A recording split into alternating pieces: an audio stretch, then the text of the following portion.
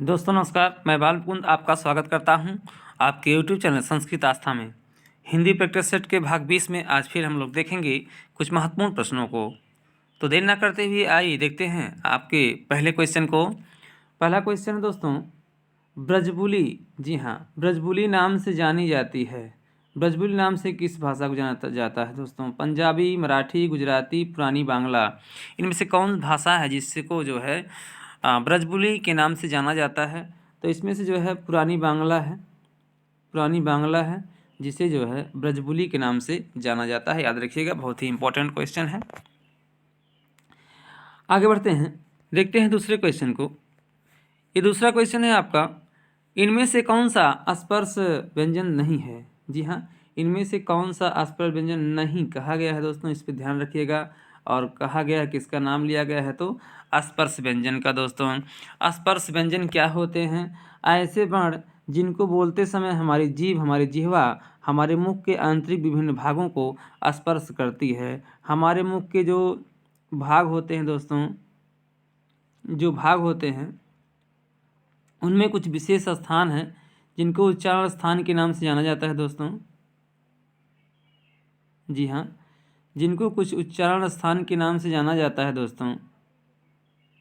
तो यहाँ पर हम लोग कुछ उच्चारण स्थान को देखेंगे, कुछ उच्चारण स्थान को। तो दांत जो होता है उसको दंत कहा जाता है, आप जान ही रहे हैं, उसमें कुछ बताने की बात नहीं है। ओष्ठ जो होता है उसको ओष्ठ्य कहा जाता है, अभी भी जान रहे हैं। यहाँ जो गला होता है इसको कंठ कहा जाता है, ये भी जान रहे हैं आप। और यहाँ जो ये ऊपरी छत होता है, हमारे मुख के आंतरिक भाग का ऊपरी छत, इसको कहा जाता है दोस्तों? इसको तालु कहा जाता है। और दांत के ऊपर, ऊपरी दांत के ऊपर अग्रभाग में जो मसूड़े होते हैं उसको क्या कहा जाता है दोस्तों? तो उसको मूर्धा कहा जाता है। जी हाँ, मूर्धा कहा जाता है। तो ये कुछ विशेष स्थान है दोस्तों, कंठ, तालु, दंत, ओष्ठ, मूर्धा। और नासिका भी एक स्थान है, नासिका को भी एक स्थान दिया गया, कहा गया है। तो इतने स्थान है दोस्तों। अब कुछ अक्षर ऐसे हमारे वर्णमाला में है जिनको बोलते समय इन विभिन्न स्थानों को हमारी जिह्वा जो है स्पर्श करती है। विभिन्न स्थान के सहारे ही इन वर्णों को हम बोलते हैं दोस्तों। तो इसमें से जब आप वर्णमाला पढ़ेंगे, वर्णमाला पढ़ते समय जो है एक का जहाँ शुरू होता है, का खा गा घा अंगा, और इसी के बाद चा छा जा झा इया, इस प्रकार से जो लाइन आपको मिलती है ये आपको 5 लाइन मिलेगी दोस्तों। ता था दा धा ना और पा फा बा भा मा, ये 5 लाइन मिलेगी। और पांचों लाइनों में 5-5 अक्षर होते हैं दोस्तों। कुल मिला के ये 25 अक्षर होते हैं दोस्तों। इन्हीं 25 अक्षरों को ही स्पर्श व्यंजन कहा जाता है, का से लेकर मा तक के 25 अक्षरों को। तो स्पर्श व्यंजन नहीं है, अर्थात का से लेकर मा तक के बीच का इनमें से जो अक्षर होगा वो स्पर्श व्यंजन होगा, और जो नहीं होगा वही आपका उत्तर होगा। तो का देखिए आपका सबसे पहले मिलता है स्पर्श व्यंजन में, चा भी आपका स्पर्श व्यंजन में यहाँ मिलता है, टा भी आपका स्पर्श व्यंजन में मिलता है, लेकिन या जो है इन 25 अक्षरों में शामिल नहीं है दोस्तों। यावर आला अलग हैं इन 5 लाइनों से। और यही पूरे वर्णमाला में दोस्तों यही 5 लाइन ही ऐसी लाइनें हैं जिनमें 5-5 अक्षर हैं, 5-5 अक्षरों का ग्रुप है। और प्रत्येक ग्रुप का एक ही उच्चारण स्थान है। जैसे काखा कखा अंगा का उच्चारण स्थान जो है कंठ है, चाछा जझा इया का उच्चारण स्थान तालु है, टाठा डाढ़ा अड़ा का उच्चारण स्थान मूर्धा है, ताथा दाधा ना का उच्चारण स्थान दंत है, और पाफा बाभा माँ का उच्चारण स्थान जो है दोस्तों ओष्ठ है। तो यारा लावा इसमें नहीं आता है, यही आपका उत्तर होगा ऑप्शन डी। बात करते हैं यारा लावा की। तो यारा लावा जो है एक विशेष नाम से जाने जाते हैं, इनको जो है अंतास्थ व्यंजन कहा जाता है। जी हाँ, अंतास्थ व्यंजन कहा जाता है। साथ ही साथ इन्हीं को अर्धस्वर भी कहा जाता है, भी आप जान लेंगे। यारा लावा को अर्धस्वर भी कहा जाता है। चलिए, तो इतना कुछ जानने के बाद आइए अब आगे बढ़ते हैं और देखते हैं अपने अगले क्वेश्चन को दोस्तों। अगला क्वेश्चन है यहाँ पर एक बहुत ही इंपॉर्टेंट सा पर्यायवाची लिया गया है, देखेंगे जरा ध्यान से। कहा गया है कौन सा शब्द घोड़ा का, जी हाँ, कौन सा शब्द घोड़ा का पर्यायवाची नहीं है? जी हाँ, कौन सा शब्द घोड़ा का पर्यायवाची शब्द नहीं है? नहीं है, चुनना है। तो देखिए, बाज माने भी घोड़ा होता है, तुरंग माने भी घोड़ा होता है माने भी घोड़ा होता है, लेकिन शार्दूल माने घोड़ा नहीं होता है दोस्तों। शार्दूल पर्यायवाची है शेर का, सिंह का। जी हाँ, शेर का पर्यायवाची होता है। बात करें शेर के कुछ और पर्यायवाची शब्दों की, तो केसरी कहा जाता है शेर को, केहरी कहा जाता है, केसी कहा जाता है। तो केहरी और केसी याद रखिएगा, ये थोड़ा सा अलग होता है इसलिए याद रखना होता है। केहरी और केसी ये दोनों ही शेर के पर्यायवाची है, इसी में केसरी भी है तो उसको तो आप जानते ही हैं केसरी को। तो ये सभी शेर के पर्यायवाची हैं, अर्थात आपका जो ऑप्शन सी है शार्दुल जो है ये शेर का पर्यायवाची है, बाकी सब जो है घोड़े का पर्यायवाची है। पूछा है आपका क्वेश्चन कौन सा शब्द घोड़ा का पर्यायवाची नहीं है, तो यही शार्दुल आपका नहीं है, ऑप्शन सी सही हो जाएगा दोस्तों। चलिए आगे बढ़ते हैं, देखते हैं अगले क्वेश्चन। ये देखिए अगला क्वेश्चन है। अगला क्वेश्चन में क्या है, निम्नलिखित में से शुद्ध वर्तनी वाला शब्द है, यानी शुद्ध वर्तनी वाला शब्द आपको छांटना है दोस्तों। वर्तनी वाला शुद्ध शब्द आपको छांटना है, तो कौन सा होगा इसमें से, क्या ये होगा या फिर ये होगा, इन्हीं दो। देखिए दोस्तों वास्तव में क्या होता है, कोई भी क्वेश्चन हुआ उसमें से दो ऑप्शन तो हमको अपने आप गलत लग जाते हैं, वो तो गलत निकल जाते हैं दो ऑप्शन अपने आप आसानी से, लेकिन दो ऑप्शन आपस में टकराते हैं। हमेशा हर क्वेश्चन में आप देख लें दो ऑप्शन हमको एक जैसा लगता है, वही टकराता है, वही हमारी मुश्किल का सबब बनता है, और अक्सर हम गलत वाले ऑप्शन को सही कर देते हैं। जैसे गलत है इसी को हम लोग सही कर देंगे, जबकि ये सही नहीं है दोस्तों। इसमें सही कौन है, तो सही आपका ऑप्शन सी है। पहले आधा बड़ा सा, फिर माँ, फिर बड़ा सा पर बड़ा की मात्रा, फिर ना, सब बड़ा सा है और पहले वाला आधा बड़ा सा है, तो इसी को शुद्ध रूप माना गया है। वर्तनी के अनुसार यही आपका श्मशान ही सही है दोस्तों। चलिए इसके बाद आगे बढ़ते हैं, देखते हैं अगले क्वेश्चन। तो ये रहा अगला क्वेश्चन आपका। इसमें क्या कहा गया है, कहा गया है इत्यादि शब्द में कौन कौन संधि है, कौन कौन संधि है पूछा गया है। यहाँ एक ही कौन होना चाहिए था, कौन संधि है, यण संधि है, गुण संधि है, वृद्धि संधि है या फिर दीर्घ संधि है, कौन सी संधि है। तो इत्यादि, यहाँ पर एक बात आप ध्यान देंगे, जब भी कहीं अंतस्थ व्यंजन अभी आपने पढ़ा या, रा, ला और वा, ये चार अंतस्थ व्यंजन होते हैं, तो ला का काम यहाँ हिंदी में नहीं है, संस्कृत में है।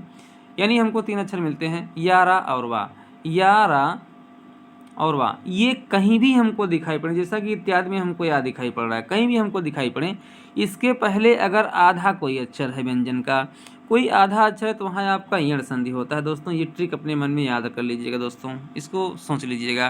कहीं हमको या, रा, वा में से कोई अक्षर मिला, उसके पहले आधा अक्षर है, या फिर ला भी मिला तब भी आपका उसके पहले अगर आधा अक्षर है, तो वहाँ जो है चांस रहता है 99% यण संधि होने का दोस्तों। तो इत्यादि में यण संधि है, कैसे है, यहाँ पर जो है एक सूत्र है यण संधि का, कि जब ई के बाद कोई भी अन्य स्वर हो, ई ना हो उसके अलावा कोई भी स्वर का अक्षर हो, तो फिर ई आपका बदल जाता है किसमें दोस्तों, आधा या में। ऐसे ही होता है। जैसे इत्यादि को हम देखेंगे, इत्यादि है, इत्यादि में जब हम जो है या को ई बनाएंगे, तो या जब ई बनेगा तो आधा ता पर मात्रा लग जाएगा और आपका शब्द बनेगा इति, इति बन जाएगा। और या में से बड़ा आ बचा है, तो बड़ा आ को उधर रखेंगे और दा पर छोटी की मात्रा दी बची है, तो इति धन आदि, यही आपका संधि विच्छेद होता है, यण संधि। इसमें आपका ऑप्शन ए सही हो जाएगा दोस्तों, यण संधि। जी हाँ, यण संधि। चलिए आगे बढ़ते हैं, देखते हैं एक और महत्वपूर्ण क्वेश्चन को। एक और महत्वपूर्ण क्वेश्चन दोस्तों, यहाँ पर देखिए क्वेश्चन आपको बहुत आसान लग रहा होगा, लेकिन ऑप्शन भी चेक करिए आप जरा सा।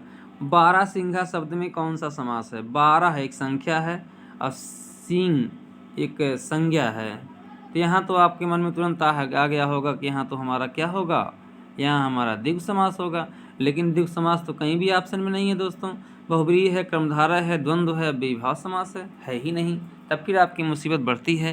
तो इसमें से आप क्या सही करोगे, क्या बहुब्रीहि सही करोगे, या कर्मधारय, या फिर द्वंद्व, या फिर आप विभाव समास सही करोगे दोस्तों, क्या सही करोगे।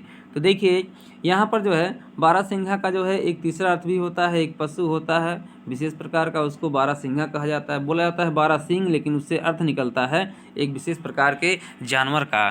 तो जब भी जो शब्द बोला जाए उसका कोई विशेष अर्थ निकल जाए, तो वहाँ आप जानते हैं एक समास होता है, कौन सा दोस्तों, वहाँ जो है बहुब्रीहि समास होता है। जी हाँ, बहुब्रीहि समास होता है। और याद कर लें कि बहुब्रीहि समास का कोई भी पद प्रधान नहीं होता है दोस्तों, एक भी पद प्रधान नहीं होता है, इसका अन्य पद प्रधान होता है। बाकी कर्मधारय समास का जो है उत्तर पद प्रधान होता है, द्वंद्व समास का दोनों पद प्रधान होता है, उभय पद प्रधान होता है। अब विभाव समास का प्रथम पद प्रधान होता है। जहाँ उपमेय उपमान मिले या फिर तुलना की जाए विशेष विशेषण मिले, तो वहाँ कर्मधारय समास होता है। जहाँ दो अलग अलग शब्द मिले, दोनों प्रधान हो और बीच में और छुपा हो, तो वहाँ द्वंद्व समास होता है। जहाँ पर किसी शब्द के प्रथम पद में अव्यय लगा हो, वह विभाव समास होता है, जैसे यथा संभव, यथा विधि, यथा रुचि। तो ये हो गया दोस्तों आपका बारहसिंघा वाला क्वेश्चन। इसका ऑप्शन ए सही होगा, बहुव्रीहि समास। चलिए आगे बढ़ते हैं, देखते हैं अगले क्वेश्चन। तो ये रहा अगला क्वेश्चन। अगला क्वेश्चन है सृष्टि का विलोम शब्द है। सृष्टि का विलोम शब्द पूछा गया है दोस्तों। सृष्टि का विलोम क्या होगा? क्या इसमें से विसृष्टि होगा, प्रलय होगा, समष्टि होगा या फिर व्यष्टि होगा? क्या होगा?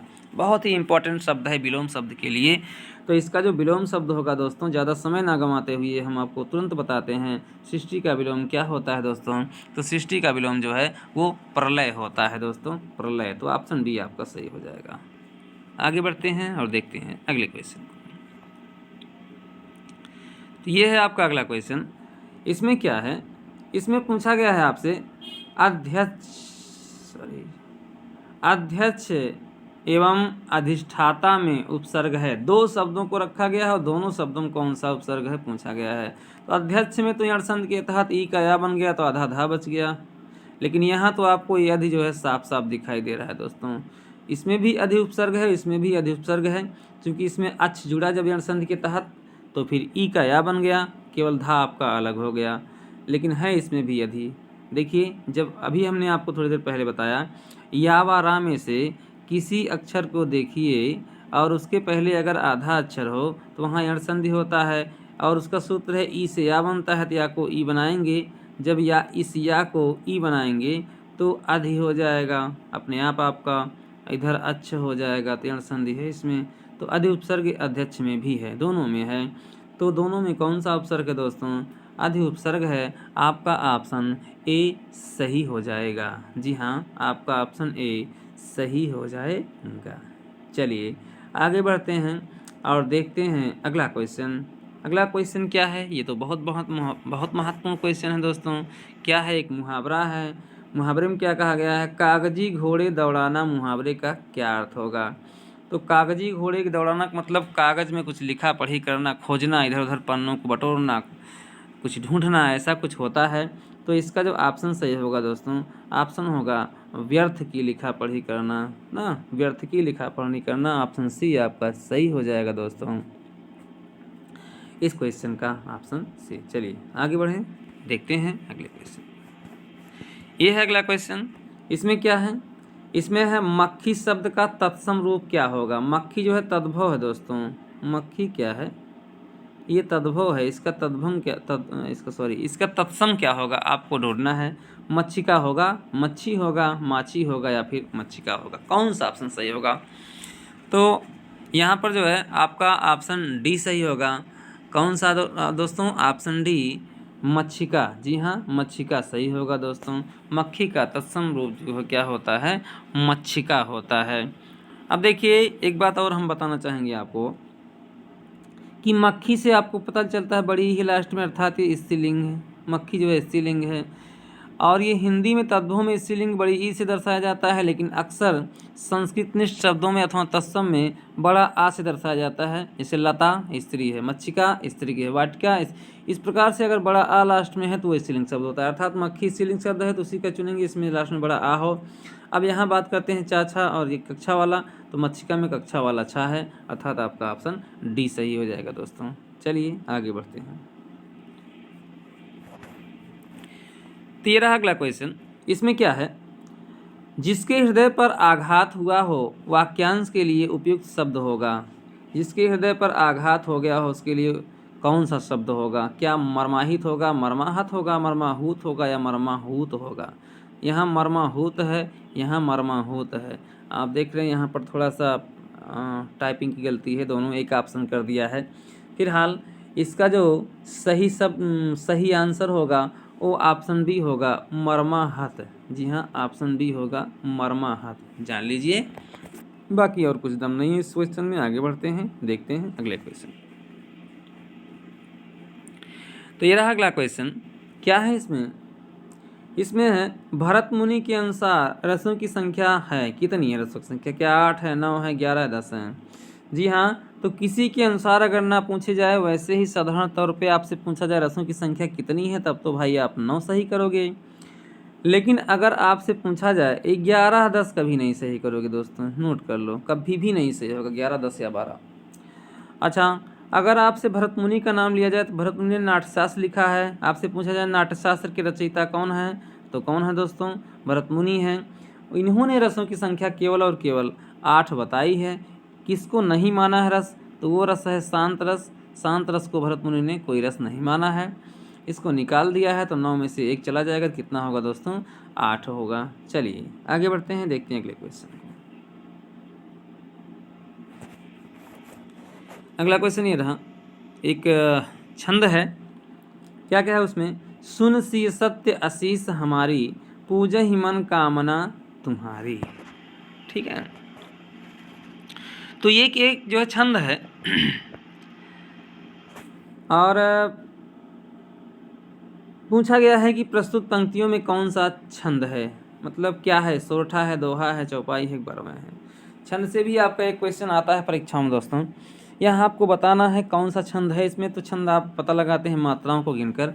जब मात्रा गिनेंगे तो आपको प्रत्येक में जो है कितनी कितनी मात्राएं मिलेंगी दोस्तों, तो आप गिन के देखेंगे तो आपको जो है प्रत्येक में 16-16 मात्राएं मिलेंगी। यानी इसमें जो अलंकार हो, सॉरी, इसमें जो छंद होगा कौन सा 16-16 मात्राओं वाला कौन सा छंद होता है, चौपाई छंद। जी हाँ, ये एक चौपाई है, रामचरितमानस की बहुत ही फेमस चौपाई है, तो ये चौपाई आपका सही होगा। चलिए आगे बढ़ते हैं, देखते हैं अगले क्वेश्चन को। 13 अगला क्वेश्चन ये क्या है, रावण सिर सरोज वनवासी, चले रघुबीर सिली मुखधारी। यहाँ पर जो है एक शब्द ऐसा यूज हुआ है सिलीमुख, जिसके एक से अधिक अर्थ होते हैं, इसलिए दोस्तों यहाँ पर आपका हो जाता है श्लेष अलंकार। सिलीमुख माने काले मुख वाला, वो भंवरा भी होता है, वो भंवरा भी होता है। और श्री राम जी भी सांवले थे, श्री कृष्ण भी सांवले थे, तो इसलिए उनको भी सिलीमुख कहा जाता है। सिलीमुख कई शब्दों का पर्यायवाची होता है दोस्तों, अर्थात इसका एक से अधिक अर्थ निकल रहा है दोस्तों, इसलिए यहाँ पर आपका साफ साफ श्लेष अलंकार। श्लेष का अर्थ होता है चिपका हुआ, श्लिष्ट, और जहाँ पर किसी काव्य रचना में एक शब्द में कई अर्थ चिपके हुए होते हैं वहाँ श्लेष अलंकार होता है। बात करते हैं अगर लाटानुप्रास की, तो जब जब एक ही वाक्य में एक से अधिक भाव निकलें तो वहाँ पर लाटानुप्रास अलंकार होता है। और बात करते हैं अगर वृत्त्यानुप्रास की, तो जहाँ पर एक अक्षर की आवृत्ति हो लेकिन वो श्रृंखला बना करके वहाँ वृत्त्यानुप्रास होता है। बात करते हैं उपमा अलंकार की, तो जहाँ पर दो वस्तुओं में आपस में तुलना की जाए वहाँ उपमा अलंकार होता है। उपमा अलंकार के 4 अंग होते हैं, उपमेय, उपमान, वाचक शब्द और साधारण धर्म है दोस्तों। और कभी जब उपमा के इन 4 अंगों में से कोई एक अंग ना हो तो वहाँ लुप्त उपमा अलंकार होता है दोस्तों। ये सभी आप जाने रहेंगे। तो आगे बढ़ते हैं और देखते हैं अपने अगले क्वेश्चन को। साथ ही साथ मित्रों, अगर आपने चैनल को अभी तक सब्सक्राइब नहीं किया है तो चैनल को सब्सक्राइब जरूर करिएगा। मित्रों में इस वीडियो को शेयर जरूर कर दीजिएगा दोस्तों, मित्रों में शेयर करना ना भूलिएगा दोस्तों। चलिए, तो एक और क्वेश्चन आ चुका है आपके सामने। भले और महान लोग उचित और संयमित व्यवहार करते हैं, एक वाक्य है, और पूछा गया व्यवहार वाक्य में कितने विशेषण और विशेष्य हैं। जी हाँ, व्यवहार वाक्य में कितने विशेष्य और विशेषण हैं, तो उचित और संयमित व्यवहार करते हैं। यहाँ व्यवहार वाक्य में नहीं, यहाँ पूरे वाक्य में पूछा गया है दोस्तों कितने विशेष्य और कितने विशेषण हैं। तो जरा आप गिनिएगा और हमारे बताने से पहले आप थोड़ा सोचिएगा कितने हैं। तो यहाँ पर चक्कर इसमें हम पड़ जाते हैं, क्वेश्चन गलत कर बैठते हैं। भले और महान इनको 2 विशेषण गिन लेते हैं, और यहाँ पर उचित और संयमित इनको भी 2 विशेषण गिन लेते हैं, तो 2-2 4 विशेषण हो गया। लेकिन विशेष यहाँ लोग है और यहाँ व्यवहार है, 2 ही है ना। तो इस प्रकार 2 4 विशेषण और 2 विशेष से हम लोग गिनते हैं, जबकि 4 विशेषण और 3 विशेष तो है लेकिन 2 विशेष नहीं है दोस्तों। अब यहाँ पर लोग के लिए भले और महान दोनों विशेषण को लिया गया है। वैसे अगर और ना होता तो यहाँ एक आपका प्राविशेषण हो जाता, जो विशेषण की विशेषता बताता उसे प्राविशेषण कहते हैं, लेकिन और आके दोनों विशेषण को अलग किया है। कुल मिला के लोग के लिए ही दोनों विशेषण का यूज हुआ है, एक ही विशेष के लिए, इसलिए इसको आप एक ही विशेषण के रूप में जानेंगे यहाँ पर। और यहाँ व्यवहार के लिए उचित और संयमित दोनों विशेषणों का यूज एक ही विशेष के लिए हुआ है, तो यहाँ भी आप एक ही विशेषण इनको वाक्य के अनुसार जानेंगे। तो फिर यहाँ पर 2 विशेषण और दो विशेषण हो गया, और लोग और व्यवहार दो विशेष हो गया। तो आपका ऑप्शन ए सही होगा दोस्तों, दो विशेषण और दो विशेष। जी हाँ, ऑप्शन ए। क्वेश्चन में दम है दोस्तों, थोड़ा सा सोचिएगा तो आपको उत्तर मिल जाएगा। यहाँ विशेषण गिनना नहीं है, यहाँ पूछा है वाक्य में कितने विशेषण हैं। तो वाक्य में विशेषण वाक्य के अनुसार ही आप चलेंगे। तो लोग के लिए कितने विशेषण चुने हैं, तो दो है, लेकिन दोनों एक ही चीज़ के लिए हैं, इसलिए इसको आप एक ही गिनोगे। ठीक ना। चलिए आगे बढ़ते हैं और देखते हैं अगले क्वेश्चन को। अगला क्वेश्चन है, प्रेम सागर किसकी रचना है। जी हाँ, प्रेम सागर किसकी रचना है, ये आपकी श्रृंखला का अंतिम क्वेश्चन है। तो प्रेम सागर जो है लल्लू लाल की रचना है। सदल मिश्र की नाचकेतो उपाख्यान है। तो ये सभी आप याद रखिएगा। और चैनल पर अगर नए हैं दोस्तों, चैनल को सब्सक्राइब जरूर करिएगा आप। चलिए तो फिर आज के इस वीडियो से जो है विदा लेता हूँ मैं बाल मुकुंद, और मिलता हूँ एक और नए वीडियो में। तब तक के लिए दोस्तों जय हिंद। लेकिन हमारे चैनल पे थोड़ी सी हमारी मदद करिएगा, चैनल को शेयर वीडियो के लिंक को शेयर ज़रूर करिएगा अपने दोस्तों में। चलिए जय हिंद।